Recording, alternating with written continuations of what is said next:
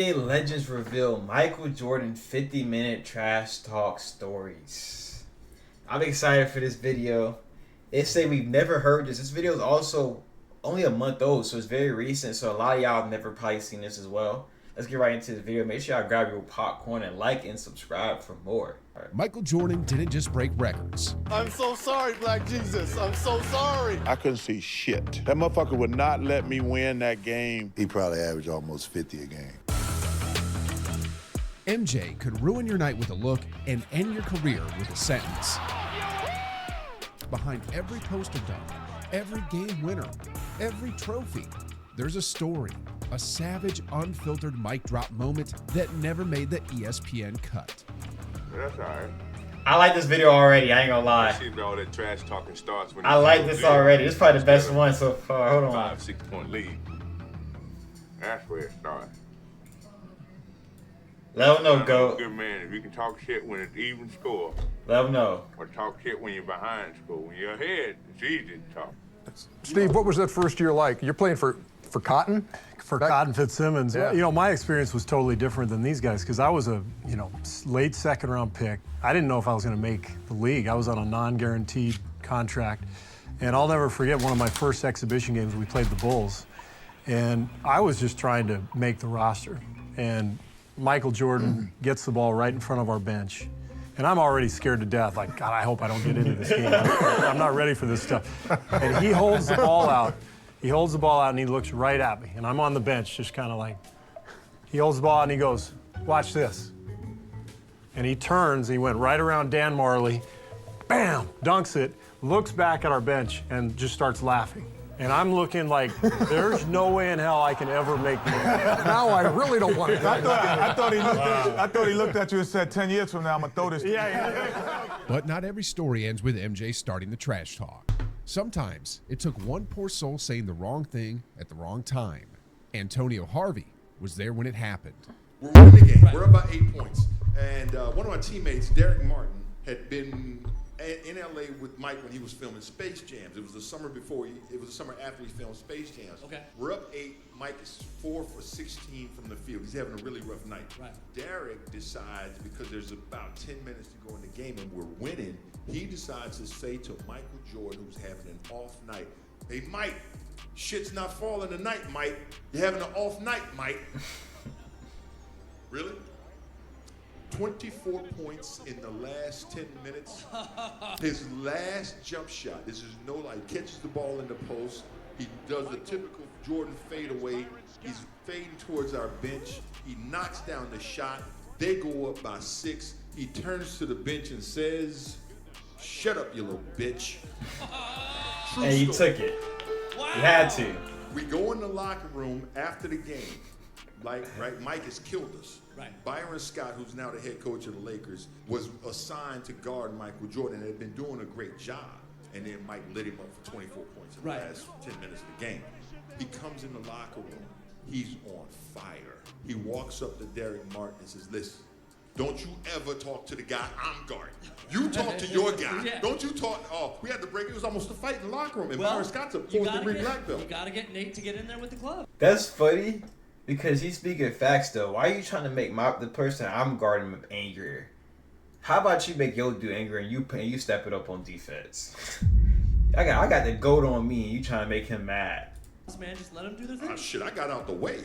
By all means, feel That's free. fair. Charles Barkley had been in plenty of battles, but none like the one he had with Michael Jordan in the finals. So game 1, I was like, I was a little passive. They beat us. Game 2, I said, fuck this shit. I'm going for it. And I said, whatever it takes. Come out. I'm fucking so aggressive. But Michael know I'm fucking aggressive. He's like, I can see he's talking to Horace and Scotty. He's like, y'all gotta slow that motherfucker down. Because Horace, to me, was one of the more underrated players. Him and Scotty, man, when they doubled me, I couldn't see shit. They were so long and athletic, I couldn't see shit. But I still, I finished with like 48, 49, somewhere in there, 26, something like that. But Michael fucking had like 55. Ooh.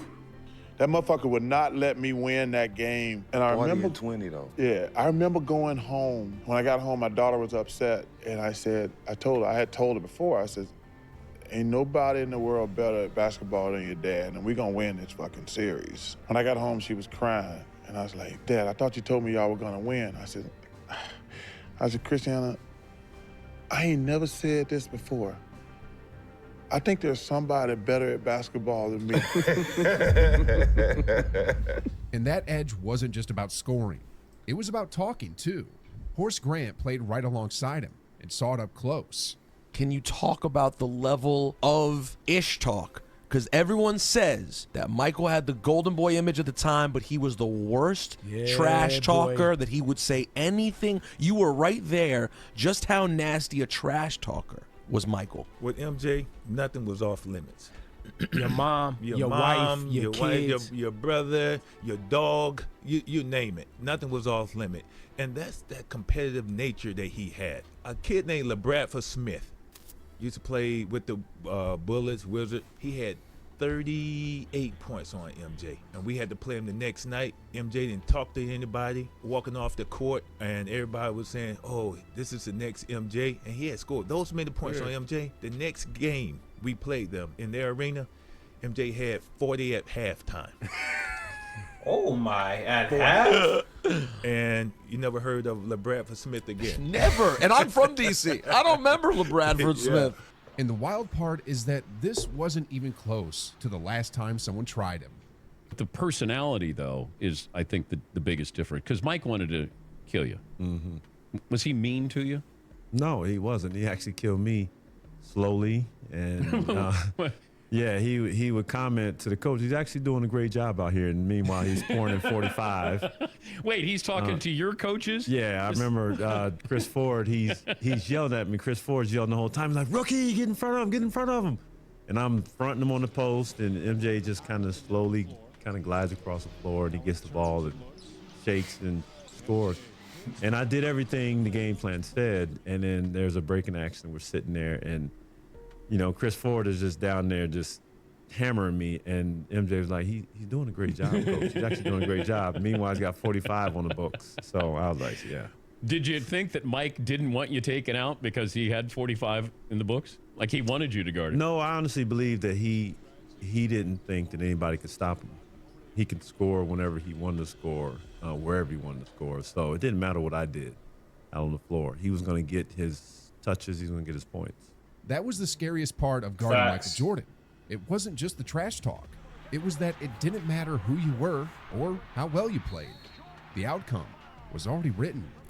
Just wait until you hear what MJ did to the Orlando Magic.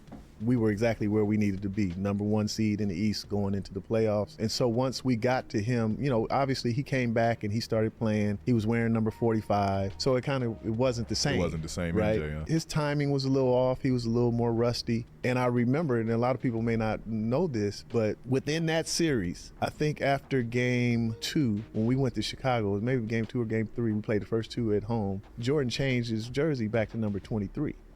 Because Nick Anderson, after we had won, he said number 45 ain't what number 23 used to be. Wow. And then everybody was like, wow. You need to shut your ass up.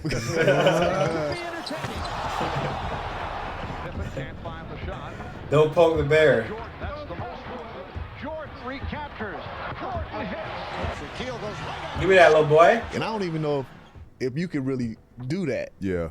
Change numbers, because I know when you apply for a different number, you got to do it like the year before, to be able to do that. But he changed back to number 23. So when we came out, at first it was like, oh, shit. That 23 just looked like Jordan again. Yeah. That's Jordan again. Yeah, how did he just go from 4-5 to 2-3 like that? He just changed his jersey numbers that quickly without putting in anything. I guess, it is MJ. It makes sense he has that power, but I guess the league doesn't really need to wait a year, I guess, for real. Yeah. Jordan's revenge brought out something deeper, something terrifying, and Darrell Armstrong lived through it. Game, second round, we play Michael Jordan there. That's when Nick Anderson stole the ball. To this day, until I saw Last Dance, I did not know Nick Anderson said 45 is not 23. Oh, Lord. I would have said, man, y'all, you don't shut the fuck up. What is you doing? You don't get this man no feel. What is you doing? So when I saw that, I was like, oh my God. I said, so game all 2. that time you never knew that? Never knew it. Never knew it. Because I was newcomer still. Always a Michael Jordan fan. Game 2, he comes out, keeps his top on, got his pants off, wearing number 45, Michael Jordan. Yeah, crowd go crazy. You know, we at home, but it sounded like we in Chicago because of him. So he kept his top on. Boy, both teams broke out of the huddles. Coming to the court, that motherfucker took out that damn thing. I saw 2-3. I said, oh, Lord, we in trouble. Superman's in the building, backhand, whatever you want to call him, Jesus. We in trouble tonight. Yeah, so they ended up winning funny. game. They won game 2. Oh, Lord. When I saw that 2-3, I was like, ooh. Like, time out, this is what I want to know, because you know how, we all know how it is in the league, and especially in that position, like where you like, I ain't playing like, what was the chatter at the end of the bench? Oh, shit. I don't know. I just know I was excited. I don't know what they were saying. I'm ready to watch this shit. Because I was sitting there like, I ain't got to guard him. Like, y'all got to guard him. Good luck. I'm about to see some Remember shit. Bernie Mac say, you're doing a good job. Keep up the good luck. Good luck. So they end up beating us. Yeah. So the rest of the time, this was the crazy part. Every time he wore that number, they got fined $200,000. Yeah. Because you got to have that. Yeah, You got to have supposed to do all the that number. shit ahead of time. Like January, you got to. This is what you got. He's making that every time he play. Anyway, ching ching. That jump man was making that money anyway. He got that. We beat him in I think game 3, or they beat us. I'm not for sure, but we ended up winning 4-2 on their court. That was the first time Horace Grant left Chicago. Yeah, y'all carried him off the court. I remember all that shit. I remember all that bullshit. Crazy. Yeah, I remember that. I didn't like that shit. Boy, they say Jordan's trainer like, when you want to start? He said tomorrow, lifting weights. And he said all he kept thinking was Orlando. Man, they played us there was Shaq last time in Orlando. They played us, they swept us. But I never forget this, and you can go back and look at the stat sheet. And they was fucking with Horace Grant. Kevin Garnett got hit with the full force of MJ's wrath. One of my favorite MJ story is, since this is out there, we in Chicago. It's my rookie year, the second half of the year. You know how you're not caught on now, right? Now you got your little 1-2 moves, you getting them off right now. You got some confidence, right? So I'm in that. So I'm in the wave, I'm playing decent, I'm starting, whatever, however. We get to Chicago. Ronnie was just in the bad crash. I haven't had no sleep, so I'm on a getting back to the go. I got about 70 people at the game, the hood in here. We all in here, right? So I'm just on one, but I haven't had no sleep. I'm just on like Anyway, I'm playing, right? But JR is having a good game. JR Mike kind of Ryder. JR Ryder. Shout out to JR Ryder, right? Easy Rider. So I'm like, as we come out the timeout, just I'm on, y'all. I can't even explain it. I was just like, keep killing that nigga, yo. Killing that nigga. Boning him, yo, straight up. You having a good game, Joe. Keep going. But it was on some just fly by, like he was like, yeah, you too. So as I'm walking off, the nigga right here, Mike can hear me. But I don't really give a fuck. So I'm like, so I double back, like, yeah. Keep killing that nigga. Solid double back. So as I say that, I feel it. Hands on hips, legs locked. Then look, the nigga stabbed me for about 15 seconds. So I start to feel it. There's 2 ways you can go in this. I can walk this off out like I don't even feel it and play it off and dummy out. Fuck that. Now I'm in here, I got so I'm on. Yeah. Keep killing this Hall of nigga. Fame confidence. Okay, keep it up. So I hear JR go, yo, all right, yo, fella, keep going, yeah, you too. So he's trying to get me off and over. I don't even know. Now that I recall it, he was trying to kind of just get off and over. So he go, so I double back, go, and get ready to say something. So he go, hey, look, Mike, he don't really know how I see him and Mike having a conversation. So he's like, he don't really know he excited, whatever. So now MJ on the back leg joint, when he's leaning on you. Is that right? Okay, yeah, huh? I can't even really describe the next 6 to 7 minutes of play, y'all. Every time I see this story, it's 7 funny. minutes of play, y'all. We get 2, not 1, 2 10-second calls. When you bring the ball up, you got to get across half court. 2 10-second calls. We down 25 now. It was just at 2. Mike had 18. He had 40 now. JR, myself, we ain't scored in like about 4 minutes. Sub like 3 other starters. Like it's just finally flipped. It got bad quick, yo.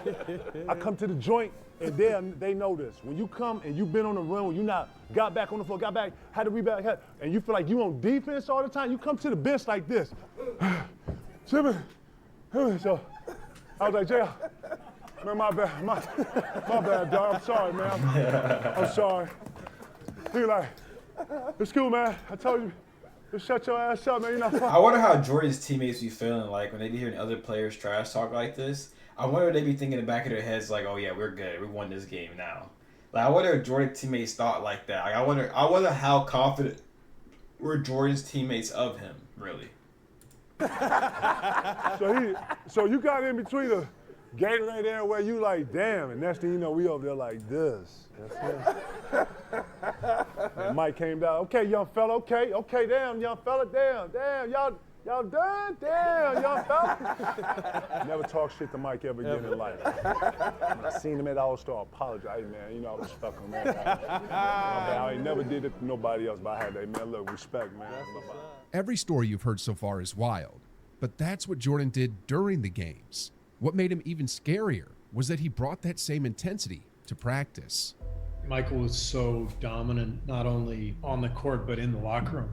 Everybody felt more a sense of, we're going to win because we have Michael. So there was a comfort level with his confidence and his dominance, his sort of king of the hill mentality.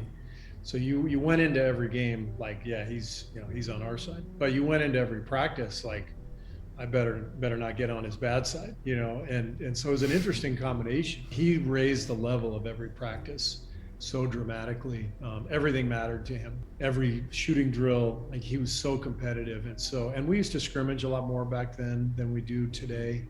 Most practice days we would scrimmage at some point, and those scrimmages were battles. And he wasn't the easiest teammate to play with. In fact, he was probably the hardest teammate I've ever played with. But it was really productive because he was able to raise the level of our competitiveness, but also our confidence. Because every practice day almost felt harder than games, because you had to deal with him.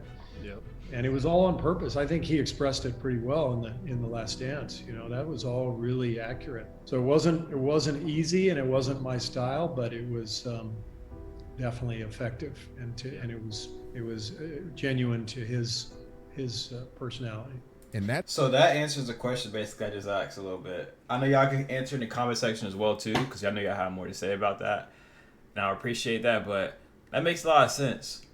Jordan's teammates were just so confident that he was on their side. Like, dang, like them boys vote. Dang, that's. You know that feeling though, like when you're at pickup and you have a certain player on your team that's just way better than everybody else, so you're straight. So it also helps elevate your teammates too, because they're more confident. So that's tough. That's why when it was game time, he had already broken you mentally, emotionally, and skill-wise. Even legends like Dominique Wilkins found out the hard way. So we are in Chicago. Michael walks into our locker room in suit and tie, and I'm like, what this son of a gun coming to our locker room for? I'm thinking he going to training room or something. And he walks by me, he walks by Kevin Willis, he gets to Randy with me, he taps him on his leg, he said, lace him up, it's gonna be a long night. And I'm shocked, I didn't know what to say. So he's walking out, and like again, I didn't know what to say, and I just yelled something. I said, well, you tell that son of a Scottie Pippen, I'm gonna kick his ass. And shit, I didn't know what to say. He had 60 that night. Michael fakes, shoots it up baseline right in the circle, comes up shooting from 20. Inside Jordan, Michael gets fouled. 60. He's been 60 or more. 61. He actually dropped 61 points that night. I looked it up. 60. Well, anyway, it was over 60 when he got that night. But man, and I think we ended up winning that game, I believe. Anyway, he had 60 that night, but it was a heck of a game. Everyone who played against Michael Jordan has a story, and it's not only them. Jerry West didn't play with MJ, but he saw the full arc, from college kid to global icon. Even with all the greats Jerry's witnessed, Jordan still stood alone. I really like Michael Jordan, and he and I are friendly. And he never changes. He just doesn't change. He's the same guy all the time. And I still see him every once in a while. And this guy has done more spectacular things than any basketball player I've ever seen. I agree. I mean, that's Jerry. That is saying a lot. I agree. Considering I've ever seen. You know, Terrell, the thing that people don't realize is some of the stuff he could do. He was the best defensive player in the league. Yeah. When he was Yes, playing. absolutely. He was the best offensive player. Right. His athleticism. Some guys jump quickly. Some guys have to wind up. Yeah. Michael Jordan was like a cat. There's a play. There's a one play that particular that's really interesting to me. They were playing against the New York Knicks. He caught the ball on the baseline, and he started this way, and he turned around, and he dunks it over in such a little short area. Double teamed on the drive, in for the left, gets chased into the corner, comes right back.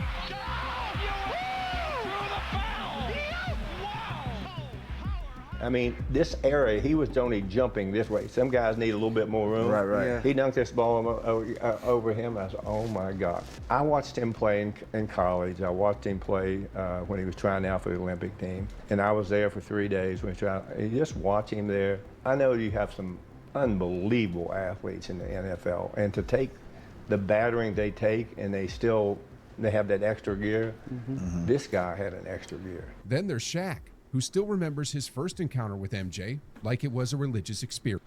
This bit, MJ's like athleticism, like the way he explained that, like he really is. I see why y'all call him Black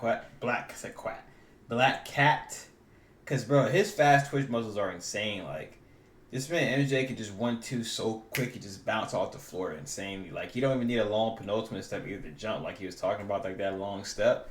MJ could just run and just jump. Like it's so quick, it's just second nature to him. He's coming off the dream team. He's at the peak of MJ. What is it like just being on the floor with him, man? I don't know what God looks like. It's like seeing God. Really? Yeah. You know, I went to a couple NBA games when I was a youngster. Wasn't really impressed. San Antonio watching David Robinson. David Robinson impressed me a little bit, but the stuff that he did on TV and then you see it in real life, he's like, oh my God, it's really real. Like he came at me like one of the first players of the game, and in my mind, I was like, I'm not getting dunked on. So I tried to meet him early. Slid by me, I bumped him, and he still did that, and he laid it up off and the crowd went crazy. I was like, Minutes without scoring in the fourth quarter and still wins the game. Michael Jordan! Oh, vintage Michael! But I don't have enough squiggly lines to do it. So here's Michael whirling dervish. Like this guy is real, but it also gave me confidence because he was killing us. He was killing Nick and those guys, but he came off a screen one time and he shot it. I didn't block it, but I was there. I was like, well, I can get up early and screen one time and he shot it. I didn't block it, but I was there. I'm not gonna lie, this is insane, bro. Bro, he's behind the backboard right now. Like, and the ball's right here. Like, he has enough time. He has enough time in the air to bring the ball here and make a whole circle around his head. Like, that's so much time, bro. Like, he's circling the ball around his whole body. Like, maybe. That's jump crazy. a little higher, go a little harder. Maybe I can get it. You know, in order to be the best, you have to beat the best. I know I wasn't as good as him, and then, you know, jealousy motivates me. But not everyone needed convincing about who is the best of the best. As far as LeBron and Michael, if Michael played in this era, he'll average 50. He averaged 50 points. LeBron's a great talent, no doubt. He's probably one of the top 3 players ever played with Kobe, Magic, Kareem. But Michael's right there. I don't know why you guys discuss the GOAT. Why you discuss the GOAT? I agree. There's no. Why? It's not close enough. It's not close Right, enough right. between Michael and anyone else to really have the conversation. Let's be honest about it. For John Sally, he saw it Facts. in a different setting. MJ, it was me, Dennis, and James Edwards, Ron Harper. And kids out there, you know what I'm saying? And, teenagers, 20-year-olds, 30-year-olds, OGs. When you look into the GOAT conversation, it's really no debate. When you really compare it, bro, there's no debate at all. And if you think otherwise, look into it for yourself. On that team. Really Ron look into Harper used to give Michael the numbers. Well, the people he was don't healthy. Or just check out more of my videos and you'll realize that. When he was healthy, He was. Harp was a problem. He was. He used to talk about it in the Laker locker room all the time. He was a problem when he was healthy. And MJ, we're in a practice. Phil said, tell him to go home, and he didn't know why, and he waited. And he was like, all right, we're playing for minutes, scrimmage for minutes. And MJ came in, nah, you ain't putting me out. And he had on regular tennis shoes. They looked like Vans, but they were Nike. He had his sweats cut and rolled at the bottom. You know, he thought he was fly. He wasn't. But, you know, you don't say nothing to the Messiah. And he was like, yeah, put all the Pistons on that team, Wood Harp, and put Randy Brown over there. And Harp was pissed because Randy Brown, Black Randy Brown was, and we're playing. All of a sudden, I'm running back, and MJ gets a steal. And I go, and he's about to do the right-hand jump. I said, I know exactly what dunk you're going to try. I'm getting this. I don't care. I drop, step, and turn around and about to jump. And as I'm about to jump, his midsection is moving past my face. And you know, you try to bring yourself down. He was like, block this, bitch. Boom. And I'm like, I take the ball out, boom, boom. I'm staying in the hotel behind the facility. So I would jump the fence.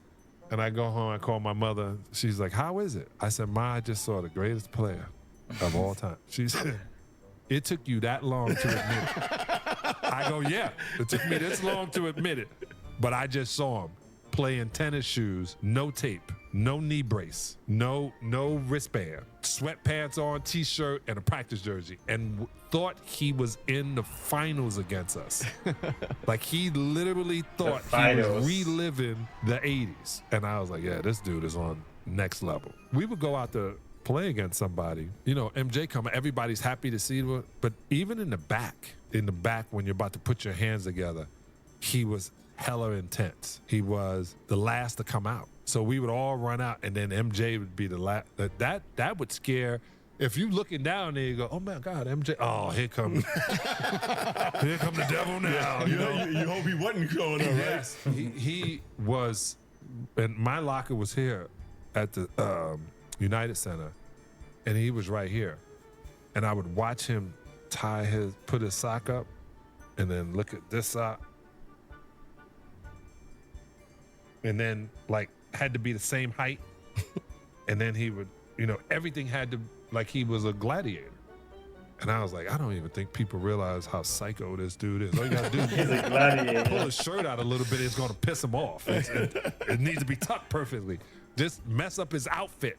You know, that's the only way to stop him, to make him think about anything else. They say the way you do one thing is the way you do everything. That's what I've heard from a couple people. And with this right here, with MJ, it makes sense. Like, everything had to be perfect to him. Like, everything had to be a certain way. And that's probably why he was so good, man, because, like, he just took everything seriously. But destroying you. And his mentality was destroy you. Yeah. Demean you. Finish you. Shouldn't even be on court. It is the best thought in the world. Kevin Garnett felt that energy too, but he couldn't explain it with stats. He described it the only way he could.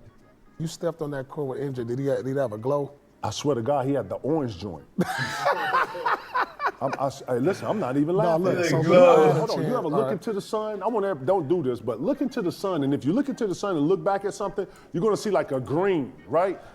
Man, listen, and you know, and from North Carolina, to hear that, Jordan, you gonna see an orange? Lord, listen, I'm in Chicago, I hear it. Nigga walk out here, I swear to God, it seems like everything is stopped. This nigga is moving like in slow motion.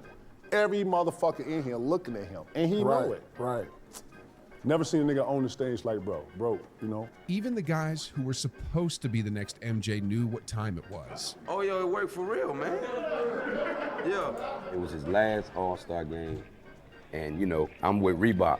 We didn't make the Jordan jersey, but it's his last All-Star game. I want to pay tribute and homage to him. Went in the house, cut the tag off, cut the Nike sign off in the back, put on my Bulls hat, came in there, and I'll never forget it. Man, he was sitting in the coach's office with his feet kicked up, smoking a cigar with his uniform on. I was like, man, that is so cool. Like, you know what I mean? You smoking a cigar before the game, man. You know what I mean? Like, he was but you in the coach's office, man. Yeah, that's you crazy. Run everything, man. Never forget it. That was my guy. There are lessons in life you never forget. And if you're an NBA rookie, one of those lessons is never talk trash to Michael Jordan. My rookie year, we were playing the Chicago Bulls, and this is Michael Jordan's 3rd or 4th year in. Okay. And we were playing the next exhibition game in some obscure place. And most veterans do not like to play in exhibition games. They want to get to the real thing. I'm a wide-eyed, energetic rookie. We're playing this exhibition game, and Michael's going through the motion. And Chuck Person, who's on my team, who's a trash talker as well, is like, can you believe Michael Jordan, the guy everyone's talking about, who's supposed to be able to walk on water, you're out here killing him, Reg. This is in the first half. He's like, you should be talking to him. He's like, you know, you're right, Michael. Who do you think you are? The great Michael Jordan. That's right. There's a new kid on town, right? Kind of looks at me and starts shaking his head. So at half, I have 10, and he has 4 points, right? And I'm doing all this talking. He's like, okay. Into the game in the second half, he ended up with 44.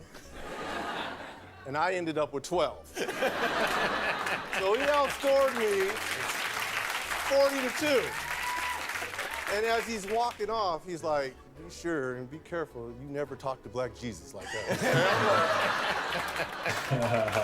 Okay, I'm so sorry. I'm so sorry, Black Jesus. I'm so sorry. Yeah, that's insane. Did you ever do it again? Never tell to us Michael. that? Never to Michael. Because once you disrespected the crown, there was no mercy. You know, I'm playing in my camp against O.J. Mayo. He was a top high school kid coming out. And I never met him first time. In front of my camp, he starts this thing about, you can't guard me, you can't do this. You know, I got my campers here, so obviously I can't really go where I want to go because of my camp. So I stop the camp, send the kids to bed. We go back to playing. And he starts his whole thing, you know, that you can't guard me, you can't do this. So from this point on, it's a lesson. And from that point on, it was a lesson. He never won a game. I posted him up. I did everything. If I can ever show you that film, and if you can ever ask him that, ask him about the thing that happened at my camp. You know, we played 2 games. I think we split 1-on-1. It was a team game. And then he said, okay, now let me handle my business.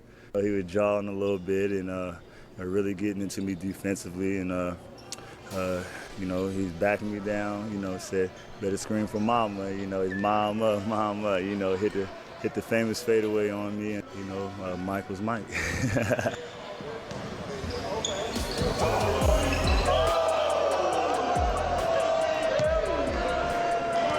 I gotta get my post game right.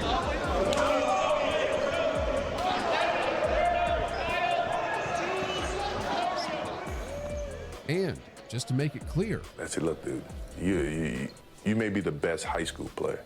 You know, but I'm the greatest ever. And don't you ever disrespect. MJ didn't need a scoreboard. The lesson was the scoreboard. And Sam Cassell saw that lesson handed out in the playoffs. We played them. I was playing for the Nets. We played them in the first round in the playoffs. This was Keith Van Horn rookie year. The first game, I swore we was gonna beat them. They won by like 4 points, 4 or 5 points, and we had them. I said, we gonna beat the Bulls. Oh God, we gonna beat the Bulls. Man, second game he had like 24 points. Second game he had like 25. Game 3 in the Meadowlands in New Jersey. Now you come on the start line out, you know, you for the jump ball, you dap everybody out. That motherfucker looking at me and say, ho, where you going on vacation at? I was like, what the fuck you mean where I'm going? Yeah, what are you this talking? game going to game 4. Man, that man had like 23 in the first quarter. Calipari was the coach with me in New Jersey. Second quarter, Cal say, hey, Sam, we down like 19. Cal say, hey, man, I'm gonna let some of the other guys play, get some playoff. Sherman Douglas was my backup point guard. Sherman Douglas looked at me and say, halftime we in the locker room.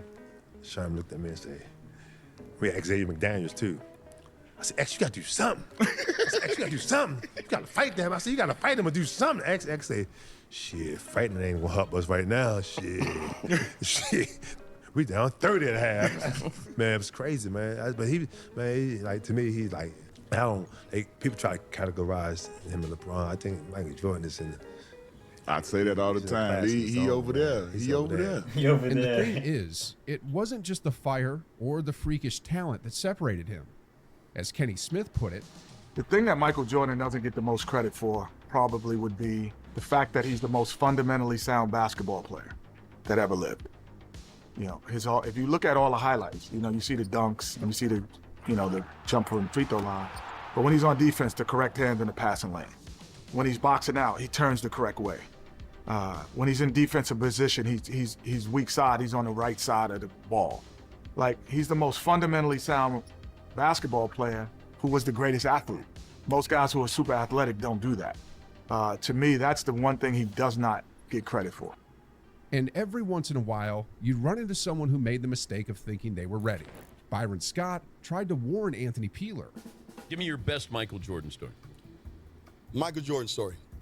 You guys remember Anthony Peeler? Yes. Okay, so out of Missouri, right? Out of Missouri. Yeah. So we got Chicago Bulls coming in town, and unfortunately, I got a sprained ankle, you know, and so. Did you say fortunately? Unfortunately. Oh, okay. Unfortunately, I enjoy guarding Mike because he was, you know, the one thing I did with Mike is I never got him pissed off. You know, he make a shot, you say, "Good shot, Mike." You know, you don't talk trash to him so he can go off for 60. You know, you try to kill him with kindness. Yeah. You don't try to talk. So you know what's crazy about this? I remember in the video we watched, if you haven't seen it already, about Michael Jordan versus all NBA defenders.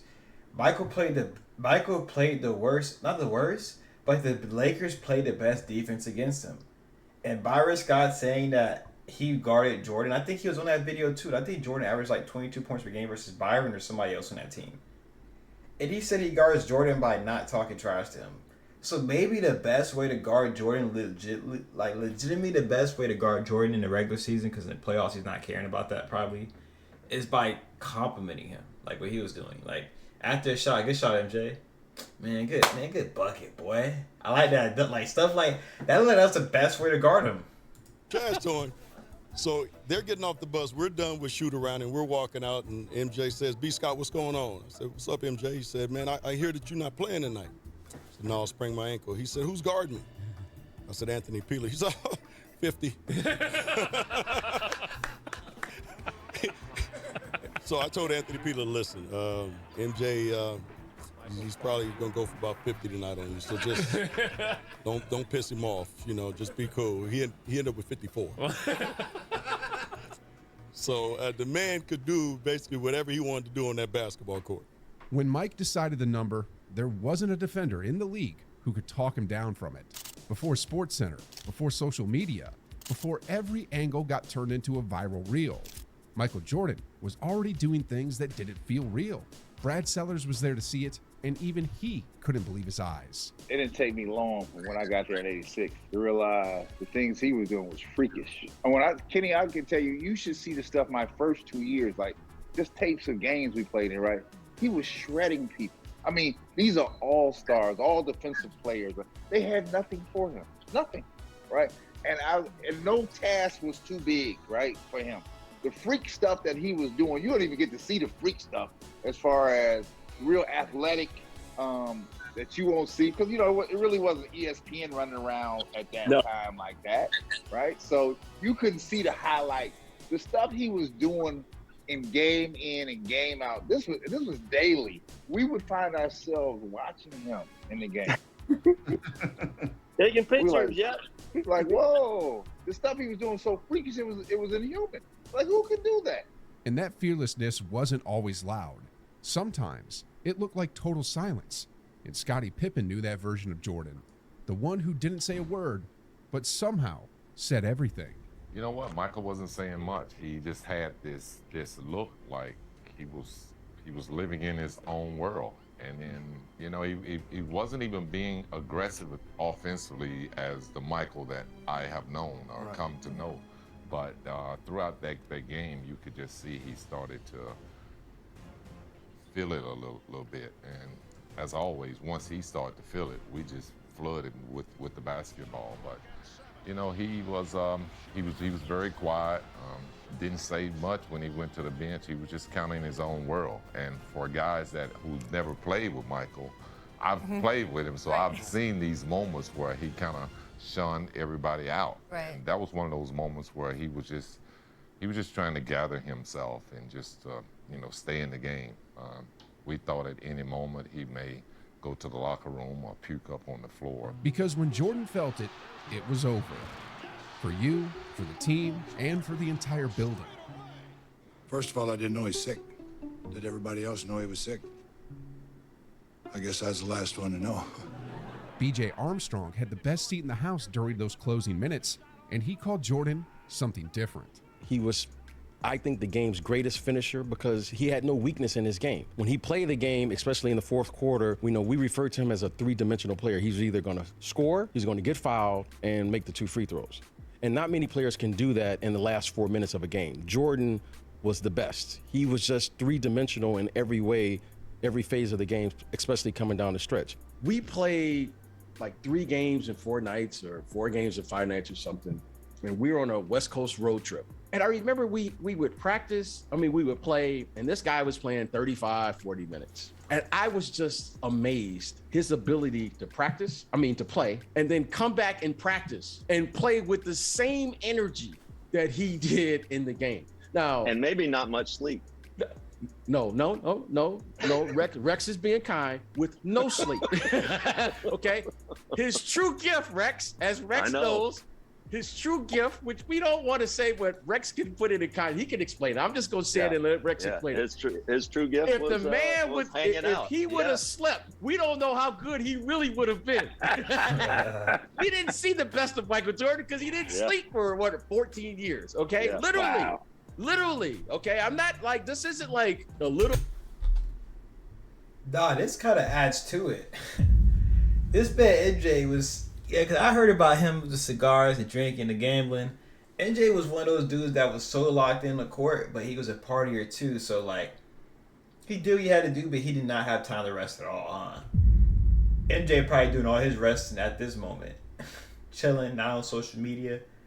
He's on ESPN. I guess MJ said he's gonna just rest whenever it's time to. But yeah, if he wasn't getting no sleep, he could have definitely been better for sure. Sleep. He literally That's didn't crazy sleep. to think. My moment was watching him play 35, 40 minutes and then come to practice with the same energy. Yeah. And you're like, wait a minute. Now this isn't normal. You know what? Joe Money, what up? We didn't show him practicing.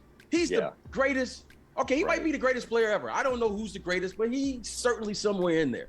Mm-hmm. He was the greatest practice player I've ever seen. I've never seen a guy practice this hard, and that's what we should be showing the kids, because we're just showing them the games when the lights are on. I've never seen someone this competitive, and it's always on. Yeah. It's always on, and he always brings it. So my moment was in practice, and you realize he's different. Yeah, something is because you're like, I don't want to tell too much. You were like, I was at the same place he was at, and I'm a little tired today. Everybody else is a little tired. And then all of a sudden, when Phil Jackson would blow the whistle, this guy, like, he got like 10 hours of sleep. And you're like, and he didn't eat. Yeah. So you got a guy who didn't sleep, he didn't eat, he's playing cards or whatever he's doing at night. You know what I mean? Let's keep it PG. Hey, Rex, do whatever happens. Yep. And the guy is playing as if like, and you're like, wait a minute, you just played 45 minutes the other night. And you're like, how? Magic Johnson only talked trash once in his life, just once, and he aimed it at the wrong god. You don't seem like a trash talking kind of guy. And he aimed it at the wrong god. You don't seem like a trash talking kind of guy. I'm not, and I never talk trash, but one time in Let's my look at her entire that right. life. With Jordan. With Jordan. Oh, all right. First ever time ever talking trash. So we're with the dream team. Okay. And for 3 days in a row, we came into a tie because what Coach Daly did, he split the team up East versus West. So Barkley, Jordan, Larry Bird, Pippen, and Patrick Ewing all played in the East. Wow. And then we had the West guys, myself, David Robinson, Malone, Mullen, Drexler, and John Stockton. So we would play every day, tie. So this is the 4th day. And we got out on him about 12-2. And I said, I'm gonna really rattle his chain. So I went over there, tapped him on the shoulder, and said, hey man, if you don't turn into Air Jordan, we're gonna blow you out today.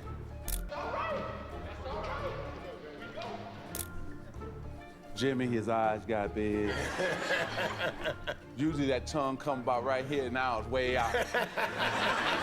He broke the huddle, he hit a 3, and he's looking at me. Bro, I don't know what it is, bro. I don't know what it is, but my tongue be out like this too. And I've said this before, but like, I was editing a thumbnail the other day, and I was like, bro, my tongue be like out though. Like, I was about to shoot, and my tongue's touching my nose. Like, that's a little too much, I feel like. But I guess just the GOATs do that, you know what I'm saying? Me and MJ, Kobe, the GOATs do stuff like that, I guess. Hit another 3. So the greatest shot, now I've been involved in all 3 of them. First, Dr. J walked out in air, out of bounds. Oh, yeah, Reverse layup, up under. Right. Michael Jordan in 1991 came down on us with the right hand, tongue out. He switched in midair to the left. Spun it against the glass. Yo, I just thought about that. This man Wizards MJ was getting affected by all the cigar drinking. I said the cigar drinking. The cigar smoking, drinking, stressful nights of not sleeping and gambling, in depths. And he had knee problems, and he was still hooping, averaging 20 at least. I got a Wizards MJ video I'm trying to watch. I gotta see it, but MJ had a lot going on in his Wizards seasons. Now this is the greatest shot I've seen. He came down the right side, took off. David Robinson took off, and he said, okay, I'm gonna just sit here in the air. Because I know David Robinson is gonna go down. So David Robinson went to the ground. He 360, tongue moving, and dunked it. In a practice game. In a practice game. And I was like, oh my goodness. And I was just stunned, and all of us were stunned to see him hang in the air that long and 360. LeBron is the greatest loser of all time. Just to let y'all know. Since y'all saying LeBron is the GOAT and all that. LeBron is easily the greatest loser of all time. LeBron is probably the only person I know in real life, or just in life in general, that gets congratulated for losing. Like, usually in life, people, when you losing, you're doing the wrong things, and you're trying to cheat and do this and that, and you like... You know what I mean? Like, usually people don't congratulate you that much. But LeBron is great. He's a great player, though. He's a great player. Like, I got LeBron top 3, top 5. For sure. Top 3, top 5. I'm not sure yet where I have everybody at. But LeBron's in my top 5 for sure. Respect to LeBron, but LeBron is definitely the greatest loser of all time, though. Let's be real. Like, he gets, like, let's be real, bro. Michael Jordan is so... incredible. There'll never be. The moral is you should not talk trash to Michael Jordan. Yeah. Thank you. You say 360, you mean like it was like full, like this, all the way?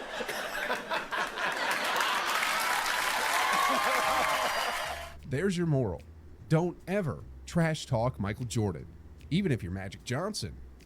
I had a poster of Michael Jordan on my wall. So when I would go to the game, I would actually rub the poster, one time. Sometimes twice if I wanted to have a really, really good game. And I'd go out and score 30, 40. And so I always attributed touching MJ's poster brought me luck. So then, how ironic I get drafted by the Bulls. So my first game, come in. Wait. And so sometimes twice if I wanted to have a really, really good game.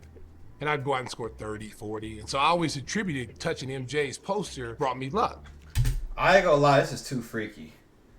That's a little too much, bro. Like, I get it, MJ's the GOAT, he's good.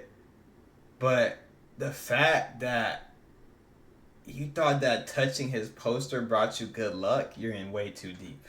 So then, how ironic I get drafted by the Bulls. So my first game, come in, I felt like I didn't need the poster anymore because I got it. Hey, Knuckles, bro, when you're like the best, you gotta think, when you're the best player for the franchise and most valuable player for a franchise, you do whatever you want. That's how it works. Just like how Jordan was kicking back at the coach's office smoking. If Braun wanted to do that, he probably could too. He could probably sit in the Lakers front office and do the same thing. But, yeah, that's what happens. You just have power. But I ain't gonna cap, though. When it comes to the GM, like the way LeBron was on every team he's been on, he's been able to control whatever is going on. He snapped with that. I ain't gonna cap. That's the team's fault for giving him that much. He snapped with that. Michael Jordan next to me now. I remember going out getting ready to go shoot. Michael was had his shirt off. He's had his North Carolina shorts on. So he's in the middle of getting dressed, which is kind of awkward if you think about this story I'm going to tell you. I start to walk out, and I go, wait, you know what? I used to touch his poster. I think I'm gonna touch him. What luck with that? Hey, bro, what's up with you, bro? You tripping. Nah, you tripping. There's no way I heard that right. There's no way you said, I'm gonna touch him. What is you talking about, bro? You too old for this. You went up to a grown man and said, I touch your poster, so I'm gonna touch you. Had his North Carolina shorts on, so he's in the middle of getting... Michael was, because I got Michael Jordan next to me now. I felt like I didn't need the poster anymore because, so my first game come in, I felt like I didn't need the poster anymore because I got Michael Jordan next to me now.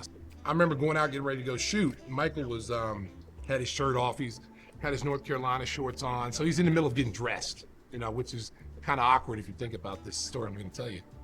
I start to walk out and I go, wait, you know what? I used to touch his poster. Nah, he's weird, bro. I'm done with the video. Bro, he said MJ was getting dressed.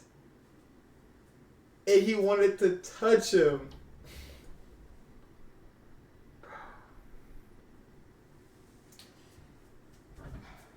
See, I'm gonna say this, bro. Every fan base has a superior Glazers. Every fan base does. Every fan base has superior Glazers. LeBron fans are bad, but the Jordan fans are bad too when it comes to it. This is insane. What is up with this? My man said Jordan was changing and you wanted to touch him. You feel like you didn't need to post him no more. So we invading Jordan's privacy because you're a fan of him, bro. It's just too much, bro. I think I'm gonna touch him. What luck with that? That'll be really awesome because I get to touch the real guy now, and that'll bring me luck.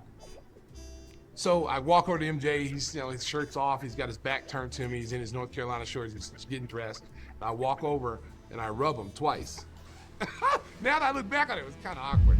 So he looks at me. He's like, "What are you doing?" I said, "Oh man, I used to touch your poster when I was in college. Man, it used to bring me luck." He said, "Man, get away from me, dude. Don't be doing that." I'm like, and I didn't think it was weird at the time. Yo, this man just essayed Jordan and reported himself. Let me chill. But I'm not gonna lie though, bro.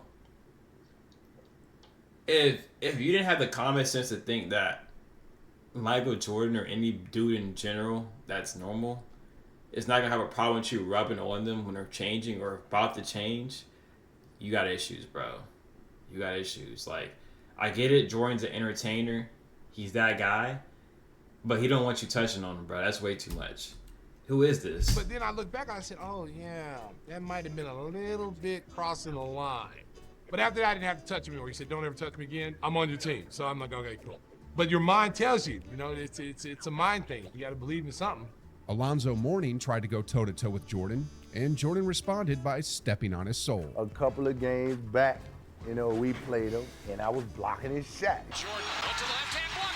He remembered that. He knew I was there. That's why he got all hyped. He knew I was in there. So what, that dunk was big to him anytime he dunked on me, you know? So, yeah, I know he didn't actually essay Jordan for real, bro. I know that. I was just trolling. So, hey. Pippen gets it to Jordan. Michael challenges and slams. If Michael played today, yeah, he'd probably average almost 50 a game. I mean, he really would, because you wouldn't be able to touch him on the perimeter, so he'd be shooting a ton of free throws. Yeah, so when everybody does this like Michael LeBron comparison, it's like you almost can't, it's not the same game that they're playing. It's not the same game. You're right, it's not the same game. I would have loved to see LeBron Whoa, Nick, play chill. in the 90s, in the early 90s, late 80s. Well, he would have been a baby.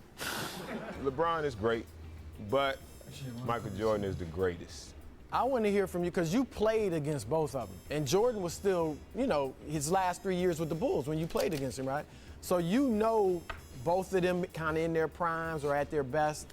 Talk about what it was like to go up against both of them, like the differences you see. Well, I think for me, Michael Jordan was a killer. It didn't matter. He wanted to come in and kill you. You know, when I remember my first game playing him in the Spectrum in Philadelphia. dropped 48 in 3 quarters and wouldn't sit down and watch the rest of the game. For the record, Chicken.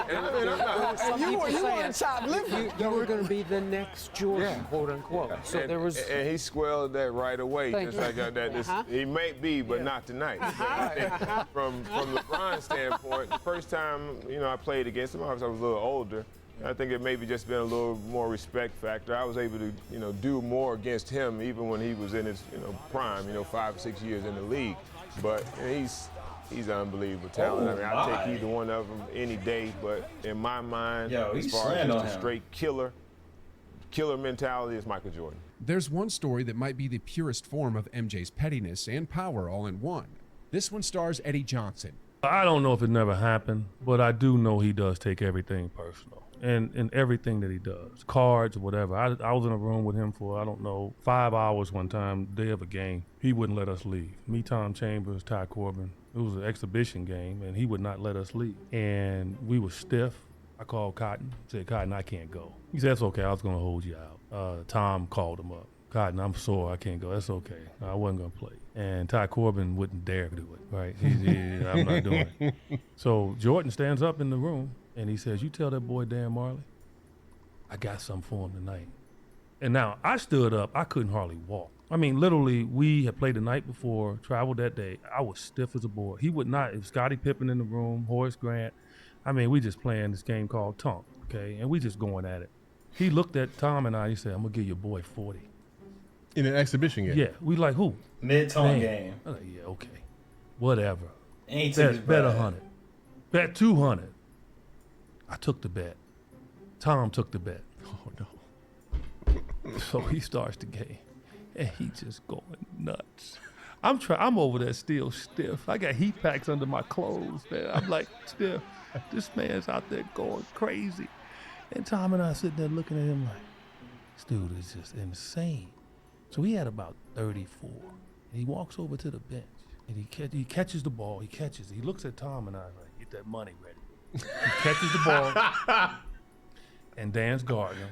He reverse pivots on him, so Dan's got to backed up, and he went right, and he just tried to tear the rim down. Tongue wag, he went down like this, right, and holding up 400. Nobody knew what the 4 was, right? And so we're looking, so timeout, Cotton called a timeout. Michael came over after the timeout. He said, Cotton, your boys, they were playing cards with me all day. Told on us. So that's why. Snitched? Oh yes. So that's why. Yeah. So that's why y'all not playing. That's why they not playing. And they bet me too. I told him I was gonna give your boy Dan Marley 40, and he had 30. He had 30, 36, 38, and we sitting over there.